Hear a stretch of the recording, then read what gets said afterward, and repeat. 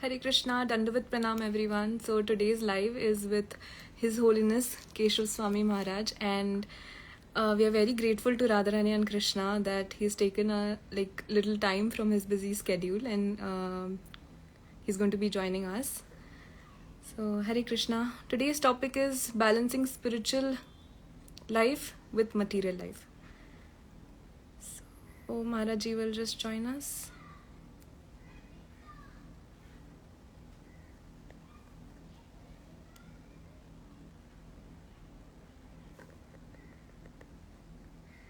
Hare Krishna.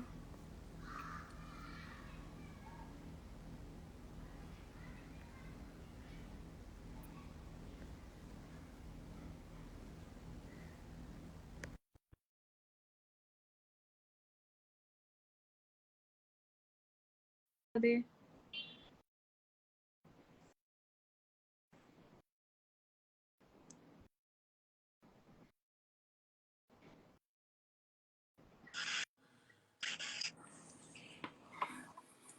Hare Krishna. Hare Krishna, Dandavat Pranam Maharaji. Nice to see you. Nice to see you. Nice to see you. Thank you for removing precious time from your busy schedule. And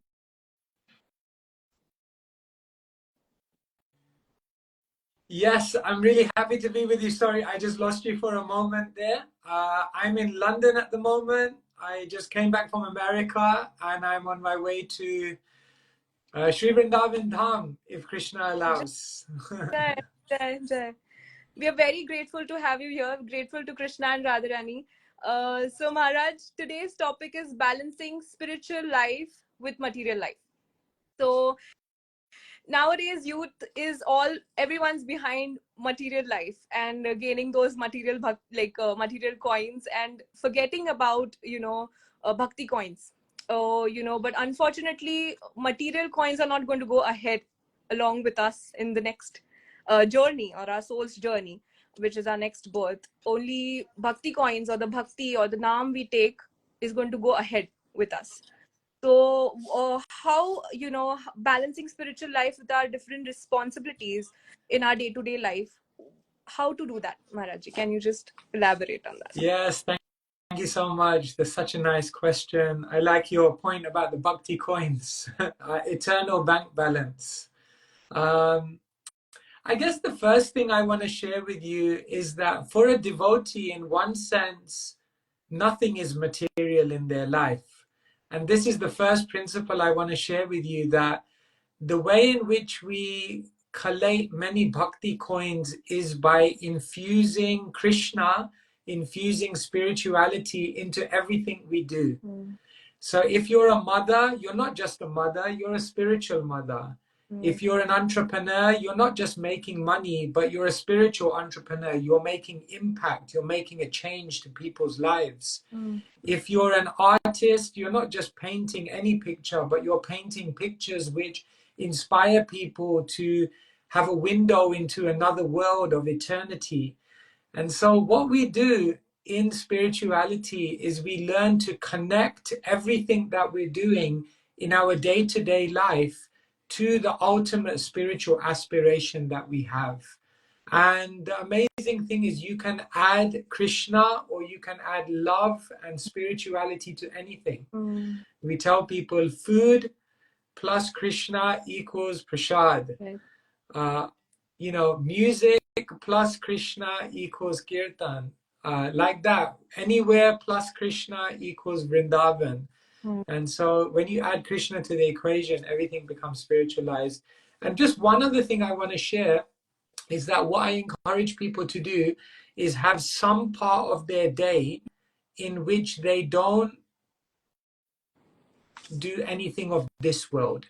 In other words, 1 hour in the day when you turn off your phone, you turn off your computer, you turn off even sometimes talking to anyone else, and you spend that time alone, in solitude, trying to really deeply connect with God, with Krishna, with divinity, like that. Right. And like His Holiness Radhanath Maharaj also says that giving a smile in the right consciousness is also a service to Krishna. Yeah, Yeah, yeah, yeah. and seeing divinity in everyone is automatically changes the consciousness behind everything. Like if there is a mother, her family members are there in the material life. She can always see they are Krishna's children, and she can Right. see the parcel of Krishna in that person, and by serving them is not a material life or an ordinary day-to-day duty she's doing. She is serving Krishna. Yeah. She's doing services to the Lord by pleasing or serving his devotees to please Krishna. Yeah. Sometimes people think when you become spiritual, then you become detached from everyone. But actually, what happens is you learn to love them, you learn to have affection, you actually become closer to them, but in a spiritual way. Yes. Yes, very true, Maharaji. And the next question I had is that whatever opulence we have in our material life, may it be fame, money, wealth, Krishna has given us, blessed us with certain things, good health. Um, it's a rare thing, and it's because of our good deeds or good karma from previous birth. That's why this blessing is given us, or Krishna is seeing all these things and it's been given to us, but unfortunately we don't use it for the service of the Lord. We use it for our selfish needs, or we can't say selfish, but we use it on ourselves. But if Krishna has given us this blessing, how important it is that we use it for Krishna's service and to help others. Otherwise it's just a waste of this opulence which we have in our day-to-day Yeah, life. 100%. Like Kunti Maharani, she says, Janmeshwarya Shruta Shribhir Dhamana Madapuman. Four things in your life. If you were born in a good family, if you have wealth, if you have beauty, and if you have good intelligence, then she says these are all actually good karma. But as you mentioned, if you don't use these things in contribution to others, if you don't use them in service, if you don't use them to bring about spirituality in the world and to serve God, then actually these things can make you more unhappy. Sometimes you see the richest people in the world are unhappy. Sometimes you see the people who are so famous, who are so much beauty, so much, but they're inside, they say smiling faces, crying hearts. So only when we use whatever we've been given in service, then it becomes a source of joy and brings goodness for everyone. Right, and somehow I feel that Krishna is very merciful. He only gives, I feel, in devotee's life, it happens somehow like Yudhishthir Maharaj got the, Simhasan or the crown because he wanted to give to others. Yeah. And, sometimes he takes also, Krishna takes away from like devotees who, are very attached to that material aspect of it. So Krishna interferes in certain shape or forms for our own purification, I feel. Yeah. So Srila Prabhupada's father, he used to say to him, God has 10 hands and you have two. So if God wants to take away with his 10 hands, how much with your two hands can you resist? And if God wants to give you with his 10 hands, all of your two hands will become full up very, very quickly. So yes, he sometimes gives, takes away, but it's all grace, mercy. mercy. So yes, Maharaji, I also wanted to add that there are very provoking situations in material life, in our day-to-day life, and we have to tackle it with very like we have to see divinity in everyone.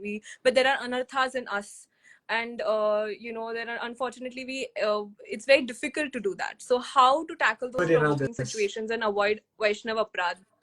Yeah, yeah, see, good in others, because we can't differentiate between devotees and non-devotees. Everyone is coming from Krishna, whatever we see or we don't. So we have to see that godliness in everyone.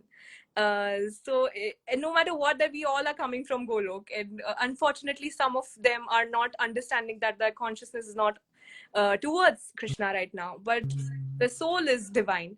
So how to see that divine soul even if they are not understanding this process of spiritual? Yeah, yeah.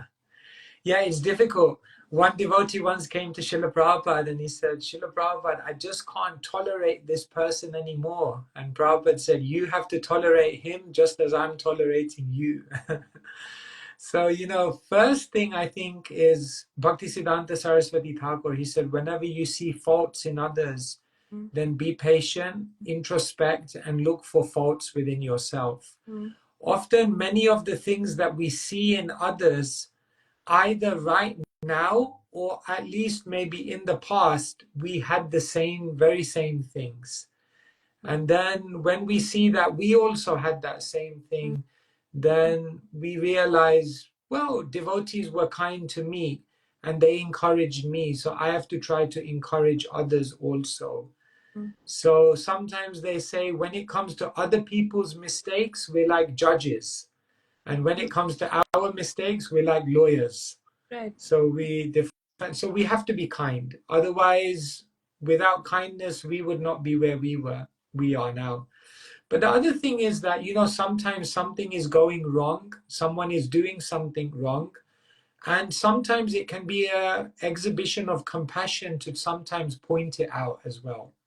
Because sometimes Right. it can be a service to give feedback to someone, to help them to improve, Mm. to show them that they may be doing something wrong that needs to be rectified. Mm. But when we give that feedback, we have to give it in the right way, at the right time, in the right mood and motivation. And like that, sometimes there may also be a case where we have to also address something if it's wrong, like that. Right, and I feel it sometimes for our own purification that certain things are happening, and I think nothing happens without a reason. And I hope you can correct me if I'm wrong. That it's sometimes we forget that it's our own karma from some birth that it's getting nullified in certain situations, and it's just purifying ourselves rather than us blaming it on others. We have to see that it's I remember I heard it in some katha that Dhritarashtra, had 100 sons, and he asked Krishna that, why I was blind and why those, sons were taken away from me, why I had to feel that sorrow within me. And I remember he said to Krishna, I remember my, through my siddhi or this thing, that I remember few births, which was there. I never did something that was that, wrong. So Krishna said, you just remember few, but I know your entire soul journey. So in some soul, some birth you had just killed some certain pigeons, and not treated them well, like you removed their eyesight or something like that. So that's how you got. So sometimes we forget that it's probably our own fault, and we tend to push it on others. Yeah, So yeah, it all comes at the right time. In that story, because his 100 sons were destined to die, he had to experience that. So yeah. then he asked the question, why did it take so many lives for it to come about? And the answer was because in all of those lives, you had to develop the piety to get 100 sons in the first place. Mm. So sometimes people ask, why doesn't my reaction come immediately? Mm. But reactions are a mix of good things, bad things, and therefore they come at the appropriate time when we are destined to go through it. So yes, definitely, everything happens for a reason, and everything has a lesson. And Yes. what we say is, not everything in life that happens is good, but Mm. something good can come from everything that happens. It's always on the consciousness, and that's what is all Right. consciousness. It's keeping that consciousness on and seeing Krishna in every way. So yes, Maharaji, of course not, like life is a mixture of free will and destiny. Something is prarabdh, or some that's we all are living, but certain things is in our hands, like the amount of bhakti or services we do, you know uh, it's in our hands. We can either take our soul's journey back to the constitutional position in this one lifetime which we have got, or else we can go to the role realms, and through the free will which we have. So how important it is, the choices we make, and how we can tell the youth to make sure that we take the spiritual journey, and start purifying ourselves to make those correct choices in our day-to-day life. Yeah, on the weekend I was just with the youth, and many of them are like 19, 20, and now they're making big decisions in their life, what they're going to study, what kind of job they want to go into, where they want to live. And the amazing thing is, these decisions that we make, sometimes we're not aware, but every decision is then creating a life for ourselves. So I was telling them that you're all so lucky because you have all of this spiritual knowledge now at your fingertips. And if you make decisions understanding with this spiritual knowledge, then you can actually make the best decisions. Because sometimes other people who are in their middle life and then they come to spirituality, they start feeling, oh no, now I already created this whole life, how will I change it? So young people have a great opportunity. And what I would say is three things when you make a decision, all young people. First thing is, always have a mentor, someone spiritual in your life who knows you, who loves you, and who can spiritually give you wisdom. This is very important. Second thing is, don't make the decisions which are easy now. Always think about the decisions which will bring you the most development, the most growth. Sometimes you have to make hard decisions in the beginning, but later on they give you great benefit. So don't always look for the easy decisions. That's the second thing I say. And the third thing I say is that once you've made a decision, then don't keep looking back. Because oftentimes we make a decision, but then constantly we're looking back. What did everyone else do? Maybe I should have done that. And what happens then? We don't own our decision and we're kind of prisoners of the past. So once you've made a decision with wisdom, with consultation, go ahead. And Krishna will be with you. Yeah, and sometimes we have to make a very powerful decision. While going into spiritual life is not like a piece of cake. I feel there are, Krishna tests you at every level. And when you make a choice that you want to go ahead in this journey, Krishna will always test you whether or not how serious or sincere you are with every step you go. So there's always going to be a choice between Krishna and Maya Devi. So every time you keep choosing Krishna, you keep passing the test and you keep going towards the Lord. They say if a road doesn't have any obstacles, then it probably means it doesn't lead anywhere significant. Yes, very true, Maharaji. And yes, the question which I had is that Vedic texts have both philosophical truths as well as stories about Krishna. So, and we have been grown up hearing a lot like about Krishna's pastimes and, many stories. But how important it is that we read our scriptures, and because sometimes we do feel that we know the stories. Why do we need to read Gita or, our Puranas which are there? So what's the importance? Thank you. Yeah. The beauty of the scriptures is that not only do they give it an incredibly beautiful story, but what they do is they also teach us the lesson, the meaning, and the wisdom which can help us in our life right now. So the scriptures, you can read them again and again and again because they can reveal so many things to us, and they can be seen from many different angles of vision. For example, when Putana comes and tries to kill Krishna, then Krishna closes his eyes when he's sucking the milk from her. And the acharyas, the great teachers, they explain there's many reasons why Krishna closed his eyes.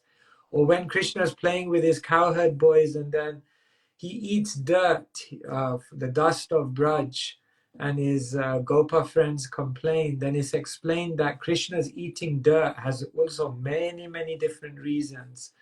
So these stories, they have unlimited levels of detail, and they have unlimited meanings and lessons, and therefore the devotees are always reading them again and again and again. Yeah, and somehow it also purifies our heart, and that's how we see that consciousness. It's difficult to see divinity in everyone or everything, but I guess it's only by Krishna's mercy and Radharani's mercy or our Guru Maharaj's mercy that we get that level of consciousness to just be humble and polite, and day to day life just see Krishna in everyone and act accordingly. So yeah. Yeah. Reading the scriptures is like taking a bath. Is mentioned Jalashnanam dine dine, that just as we take a bath with water every day to clean our body, we don't say like, no, yesterday I took a bath, it's okay, I've already done. No, every day. So similarly, every single day we bathe our mind in these wonderful words, and they, as you say, they bring about these beautiful qualities like humility, gratitude, kindness. And when we live life with these qualities, life becomes easy. Otherwise, life is so hard. Very true, very true. Life is very hard. And, Prabhupada also used to say that I feel that, chant to the dogs and animals and, trees or whatever it is, their soul is divine. Like, even if, and sometimes I was in Govardhan Eco Village. So, my, like, yeah, so my Guru Maharaj's home, you can say. So, yeah, so out there also I used to chant to the trees. And one time, like, one Prabhuji just came and you're like, what are you? So I was saying that I'm chanting to see this, that they are the soul, similar soul which is in the tree. It's similar, that soul is in us. So sometimes we forget that in our day to day life, and we treat it with neglect it, I feel. And the But trees are actually glorious. One day Krishna was with the Gopas and they were sitting underneath a tree. And then Krishna looked at the tree and he recited a beautiful verse. Aho esham varam janma sarva prani upajivinam. Krishna looked at the trees and he said, Aho esham varam janma. Just look at these trees. It's an amazing birth. Why? Sarva prani upajivinam. Every single aspect of the tree is offered in service to others. And actually, therefore, a tree is very, very glorious because a tree gives fruits but never eats it. A tree gives shade and never complains. A tree gives so much and never expects anything back. And therefore, trees are actually very, very, so much to learn from them. Right, right. And yes, Maharaji. And one question I had is like, nowadays association is very important for the youth also. Like we say that, of course, Vaishnav's association is only by the mercy of Radharani, and because they are very protective about each child.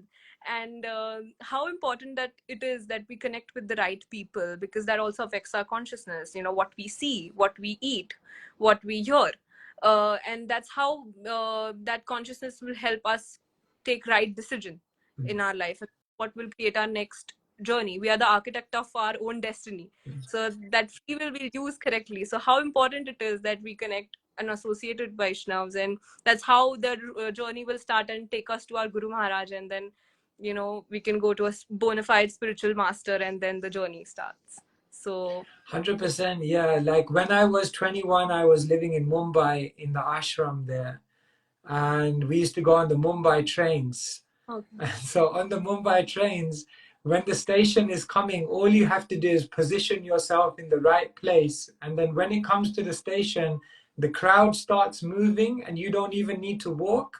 The crowd takes you out of the train. So Vaishnav Sangha is like this. If you place yourself in the middle of the Vaishnavas with deep loving relationships, then they will also carry you. They'll carry you to perfection. Right, right. And that's how it's important. And I guess somehow the devotees also push us in our services, and they become like, they help us be more sincere in our spiritual like journey. Right. Sometimes it's very difficult, every day to know, just do our material life and spiritual life and balancing it out. But we have devotees in our life which they will push us to do better services to Krishna, and that's how we will help each other go back home. So that's how it's important that we all uh, you know be there for each other. Yeah. So I you can say the last question I had was, about faith. You know, faith in a devotee is very important, and developing that faith is not it's not a easy thing. Like I feel that faith has been always tested in the worst situations in our life, and I feel that even if Krishna's presence is there, but there have been pastimes of the Lord where he comes, and there have been devotees or our in our previous this thing, who have made Krishna eat with their hands or their own hands, and Krishna has been waited for them. Like, Krishna has done many things for the devotees. He becomes his own this thing, because I remember Prabhupada was being asked a question that can I become God? Someone asked Prabhupada, and Prabhupada was like, oh, why do you want to become God? You can't become God, but you can become someone who is greater than God. Greater than God, And yes. then he yeah, running behind Krishna with a stick.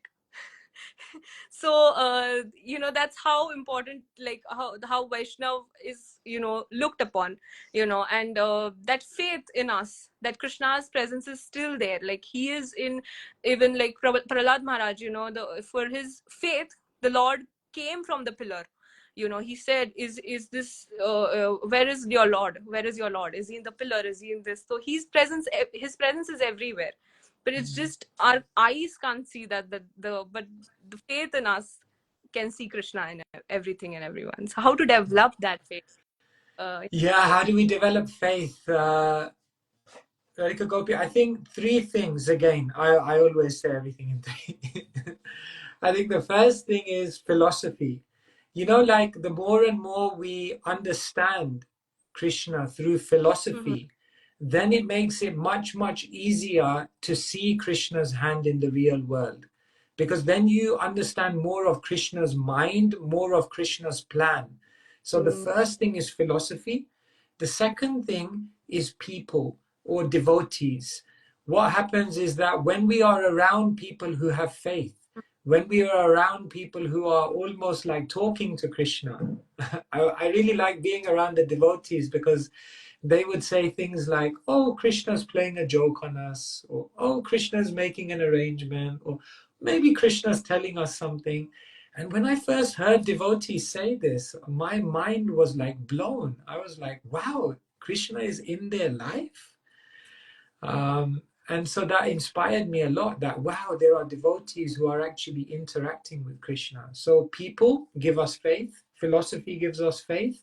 And the third thing that's really important is practice. And what I mean by that is practice serving Krishna, practically make a sacrifice for Krishna, practically take a risk for Krishna.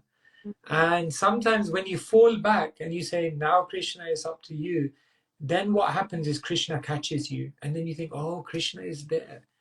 So in your life, if you see every personality in the Bhagavatam who saw Krishna, practically all of them took a risk. Like Dhruva Maharaj, he left home, he went into the forest to find Krishna, he took a risk. Parikshit Maharaj, when he got cursed, then he took a risk. He just left everything behind and went to the Ganga. Prahlad Maharaj, he took a risk. They were trying to kill him, but he never gave up his faith. And eventually Nrsimhadev came and gave him darshan. So like that, every single devotee who saw Krishna took a risk for Krishna. So we have to practice in our life. So philosophy, people, practice. These three things will build your faith. Right.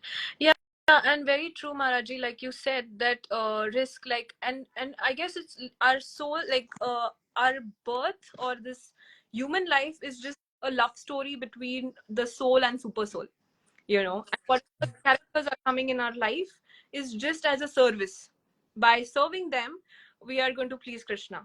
So not practicing not getting attached. Like, it's not a this thing, but the main attachment is towards Krishna, and by serving all the others around us, that's how the love story plays between the soul and the super soul, which is the supreme personality of God.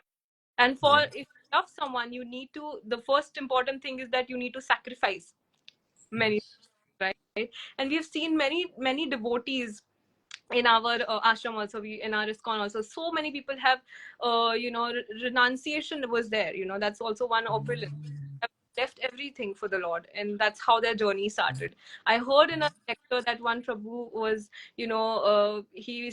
became a doctor and then suddenly left it, and then the parents were like, I am sure you're going to come back, it's a wrong decision you're making. And similarly, like, my journey was like that. Like, I, was working on a popular television show, and then I just, that was my prarabdh or something. I was a devotee, like my parents both are devotees. We associated with iskcon camp in Pune under His Holiness Radhanath Maharaj's shelter. So they both are like initiated, and everyone is a devotee. But that's how my journey started when I was 8 years old. But when it came to the making the life decision or the choice of my, when fame was there or recognition was there, and still choosing Krishna over Maya Devi, that's a big decision. Like you said, it's Yeah. tough to me. And I'll tell you one experience on from my own. This thing is that, Maharaji, when I took that decision, there were people in my family or around, not my parents, luckily they were very supportive. They were like, who leaves fame or money, or you regret this decision? So somehow I felt that Krishna is testing me, that he'll give me a bigger opportunity also. After that, he gave me that, so whether or not you'll accept it or reject it. So when you keep on rejecting that opulence, somehow I feel, then Krishna is like, okay, now I am all in your heart and I'm there for you, and you can just rely upon me. So that's how the journey is, and there are many miracle things, and magic happens when you surrender to Krishna. So everything is Yeah, associated. that's so beautiful, and that's really what attracts Krishna. Krishna, in the Bhagavad Gita, he said, as they surrender, I'll reward them accordingly. But when he saw the gopis and when he saw Srimati Radharani, he said, you've made me contradict my words. Because he said, Napadaye ham nirvadya samyujam. The way you've surrendered to me, giving up everything.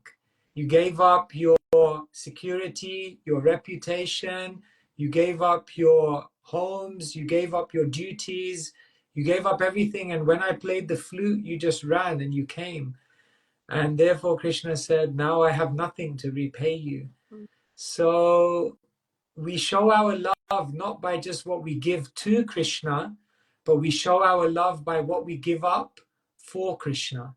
And yes, and I think your example is wonderful. And now you can see you seemingly gave up that fame, but now through your channel and through this means, you're reaching so many people, and actually you're serving people in such a beautiful way, and you're utilizing that fame for what it's meant to be used for. So thank you.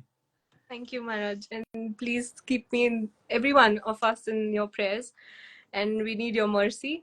And of course, it's my Guru Maharaj's blessings as well. Yeah.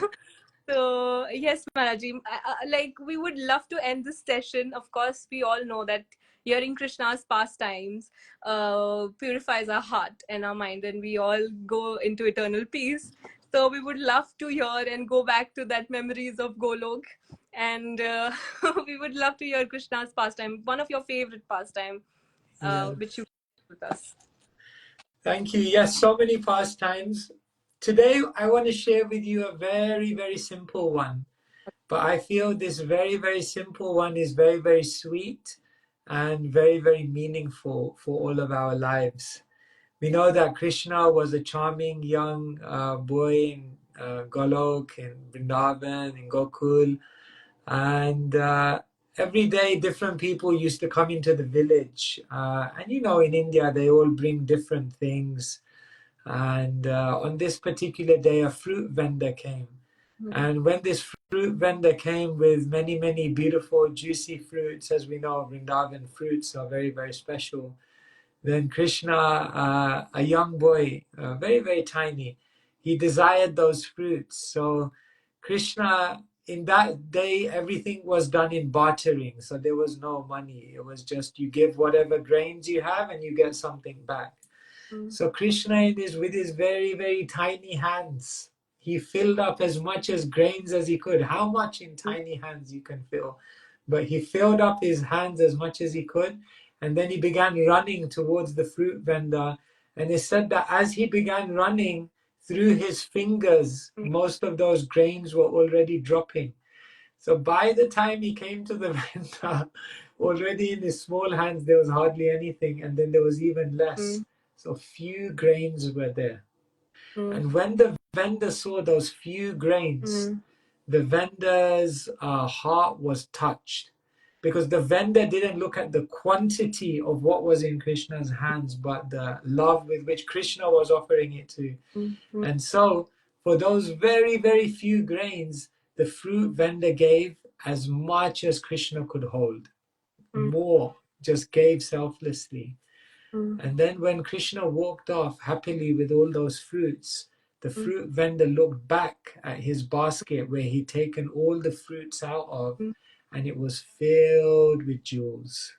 And I like this story so much because I feel there are many lessons. The first lesson is sometimes we think, in my life, what is Krishna bringing me? He's just bringing me a few grains. Why can't he bring me more? But when we appreciate the little thing that Krishna, the seeming little thing that Krishna has given us, we'll realize, my God, this is more than I think. So the first thing is to be grateful for whatever Krishna gives you. The second thing is always give the best of yourself. Never hold back. In Sanskrit, we have a word, kripana, which means miser. So when it comes to serving, when it comes to giving, when it comes to contributing, never be a miser. Always be generous. And the third lesson is that when you are generous, then you'll turn around and you'll see that in your life, by giving, you are actually the biggest receiver, and you receive so much in your life. So gratitude, giving, and then lovingly being blessed by the grace of the Lord. So these three words, gratitude, giving, and grace, these are the three words which come to my mind when I think of this beautiful incident. Wow, what a wonderful pastime of the Lord. And thank you for sharing this with all of us, Maharaji. And thank you for this beautiful session. Like you said, the pleasure we get in giving is never like we don't get it in like taking it or from like, someone. We're never satisfied or more than so we should always try to give. That was the one point which we learned today with whatever opulence we have. And also with faith that Krishna's pastime with Mother Draupadi, which was there, it also taught us like she completely had to surrender to the Lord. Like she had such powerful husbands, and the sabha which she was in was so powerful, but she completely when surrendered to the Lord, then the Lord came. That's why Mother Rukmini, I guess, asked, why didn't you go earlier? There was a reason for it, right? She did not call him out with that faith. Yeah, it said that she was saying Krishna, but in her mind she was still thinking someone else will come. But then when she finally put her hands up and said, Govinda, at that moment there was nothing else in her mind except, and then Krishna came. So that's how Krishna will always come for all of us, and we just have to prove it. And he knows somewhere. I remember Maharaj, His Holiness Rannath Maharaj saying, when I met him, my Guru Maharaj, for the first time, he was looking at this Krishna deity standing in front of him, and there was a clock behind Krishna, and Krishna was standing with his arm on his waist. And Maharaj just said that, Krishna is just waiting for all of us, and you see, is ticking the Oh, clock. okay, yeah, right. Like we use the time which is given in us, this beautiful human birth and life for Krishna's services, and we serve each other. So thank you for this beautiful session, Maharaji. And I don't know when you're visiting India, and we would love to have kathas. I remember you were at Chapati temple when you visited, you gave a katha and all. So Yeah, I was there in August. Now I'm coming to Vrindavan, so we'll be in Vrindavan for Kartik, Vrindavan Dham, and but I'm sure, yeah, we'll be there more and more in the future. And iskcon is a beautiful place. We always meet each other somewhere in the world. So thank you for what you're doing. Thank you to all your viewers, and thank you for just putting all this content out in the world, which really gives people hope and inspiration and happiness. Thank you. thank you for. Please, I hope you keep all of us in your prayers, Maharaji, and we need your blessings. Hare Hare Krishna. Krishna, Dandavat Pranam.